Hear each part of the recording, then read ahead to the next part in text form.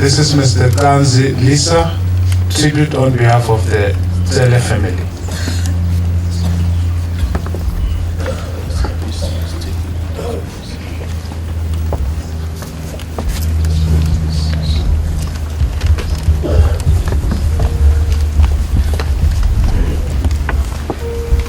Master of Ceremonies,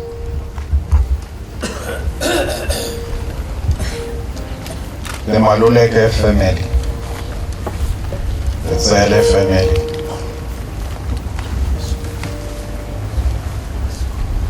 the Justice fraternity, friends, neighbors, I greet you all. I must start by saying that yesterday I was warned, seriously warned, that the Justice fraternity takes exception to calling one of them by their first names. So I was a little bit intimidated.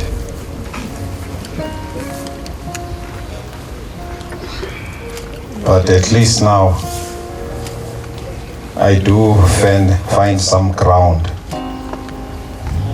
to refer to the late Justice George MALULEKE as George. I stand here representing the Tsele family.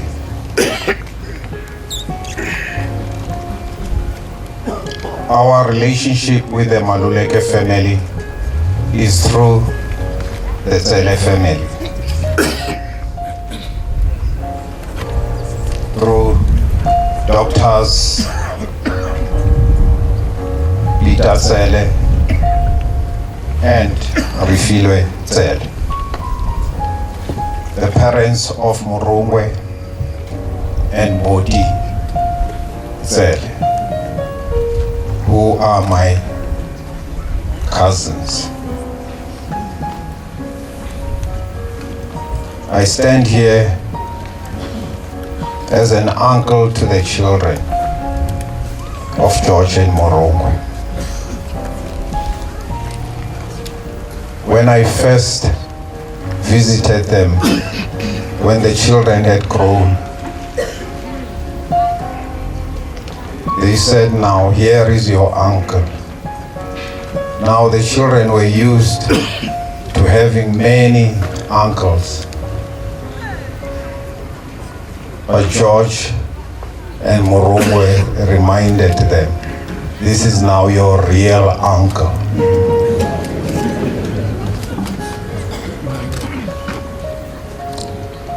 We will remember Justice MALULEKE through his good attributes.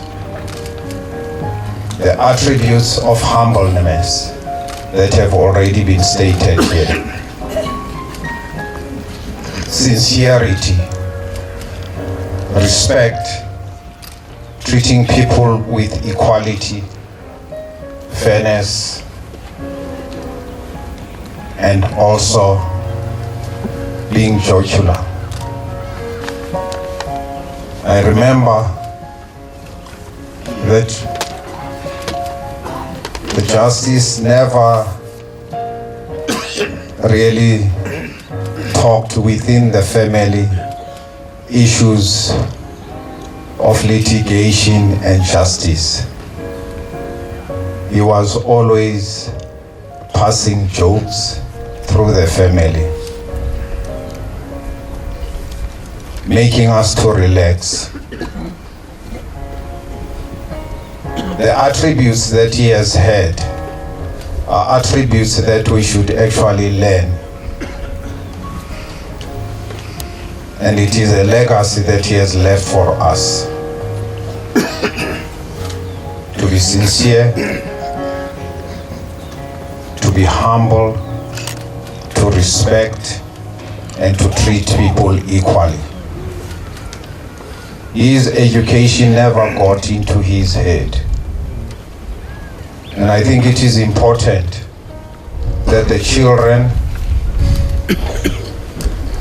who are also here, their friends, will also learn those attributes, because those are attributes that will sustain society and must always be sustained in generations to come. Those attributes, they shape who we are and where we are going as a nation, as a community, and as families. I've cited humbleness, but in particular, I would like to cite the humble beginnings of George. It has been said that he came from Valmanstal.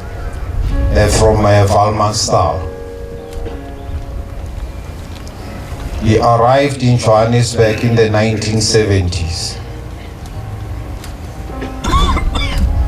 Like many other arrivals in Johannesburg, those of us who are born and bred in Johannesburg, in Soweto in particular, we have seen it all, how the apartheid system had ravaged us and those who came to join us.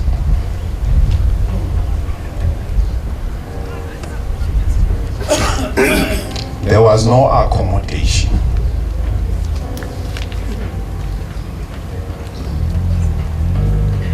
Accommodation was scarce because it had to be limited to those who had a Section A identity. When George came in, he settled in Central Western Jabavu, CWJ. Many of you will not remember, and it's probably unimaginable what I will say. He stayed in a horse stable in CWJ. It was not anything untoward, of course, for those of us who were born and bred there. There are many friends and colleagues who had diverse accommodation in backyards of shops, small shops, in stable houses where coal was going to be carted now to the individual houses now that made Soweto. That's where he stayed. I'm not citing this now to denigrate, but I'm just showing the origins of the man. It may be that as we see a great man, but all great men start from humble and hard-tested backgrounds, from a horse stable. Now we all know what a coal stable is. There is the dust that comes in. But that's where George started his life.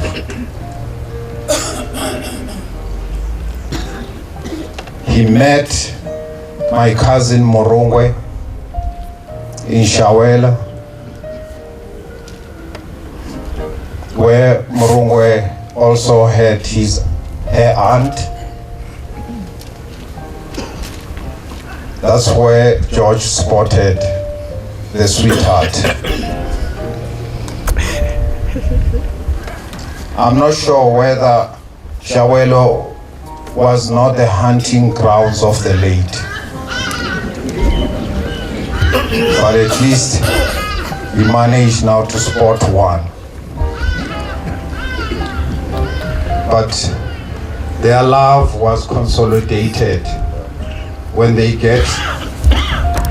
moved now to Teflob, which is now known as the University of the North, and he had his chance to propose.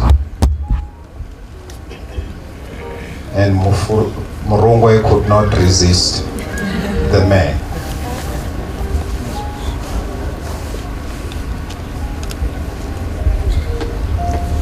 from the coal yard, I could observe that the attributes that I've cited had a long way to go to shape where he was going and who he was going to be. He got married to my sister in Melmoth. Why Melmoth? That's where my uncle was, the late Dr. Mpamba. And that's where my aunt was, the late Dr. Zed. So we had to go all the way. But when we got there, he was moving in a new Volvo. Those of you will remember the Volvo. Those days the Volvo was like a Bugatti, because not many of us had cars. He got married, and then surprised me, this humble man. He then went for a honeymoon. Not many people married and went for a honeymoon, which was a very good thing. I was very, very proud, because Murungwe had been a very shaped, cool, respectful, humble, and quiet person. They have lived their life side by side, consistently. I also want to say that I am humbled by the Justice George MALULEKE through having accepted Murungwe's mother as his mother, because when she was no longer practicing as a doctor, she actually handed their first home in Soshavngove to the late Dr. Tsele to say that this is your home and stay here with your grandchildren. One of them who is there. Can you please stand up? Let them see you.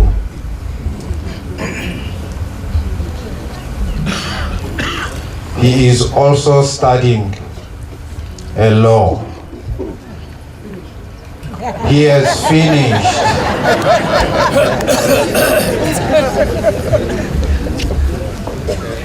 So he is an advocate himself.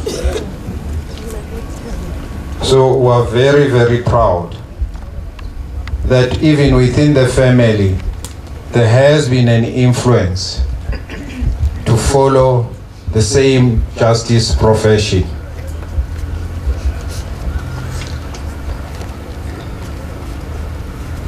When George realized that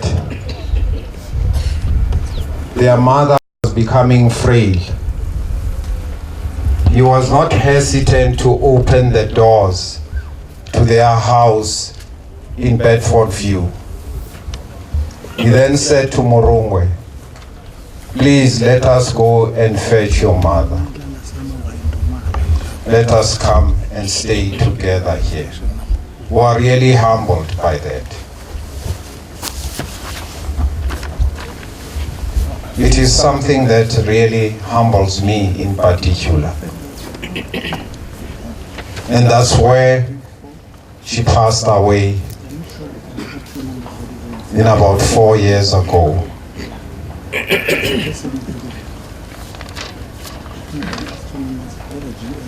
Besides being a family man, having attended all the occasions, it doesn't matter how simple the occasion would be, it would be a birthday party of a child, a grandchild, it would be a funeral, George demonstrated his simplicity. He was never above us all.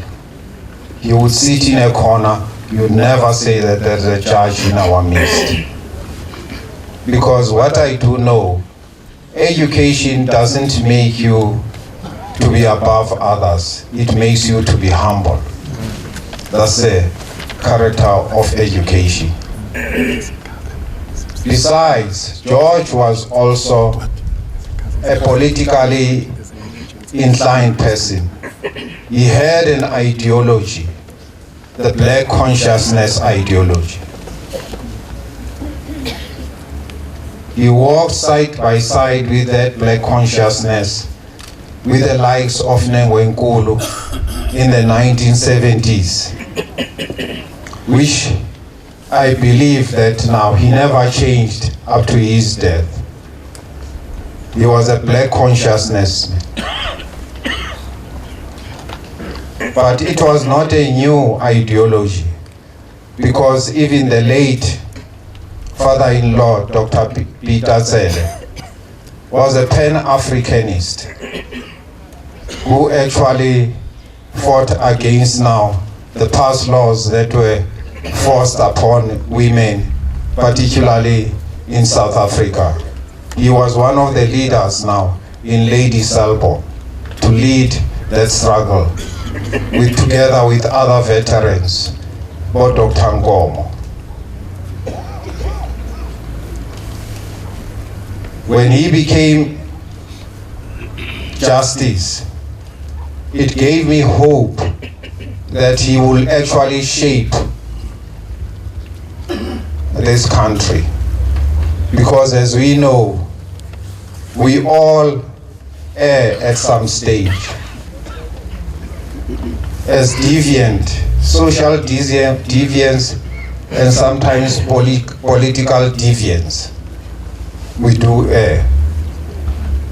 And because of this, we find ourselves in the doorsteps now of justice.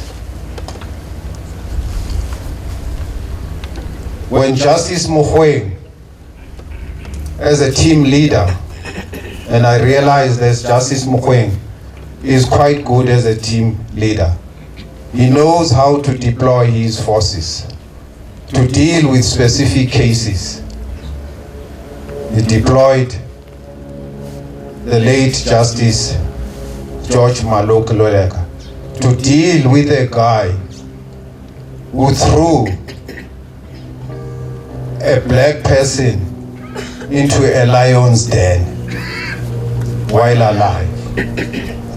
And I am happy, and I knew that now this is an opportunity for George to basically ensure that the man gets justice, and he did so. We all do so at some stage now, violate the ethical expectations, the norms, and the standards.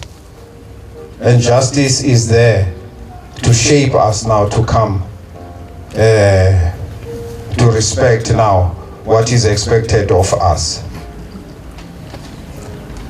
I want to say to the family, Murungwe, keep strong. You have been strong. The children have been strong. We are celebrating, but it's not a very easy celebration. But we're celebrating a stalwart who has actually done his job. It's just that we cannot actually say hooray, but we say hooray inside. And he will remain our dear brother, he will remain a dear husband, and we'll always remember him. Thank you. Thank you very much, Baba, for your words of consolation.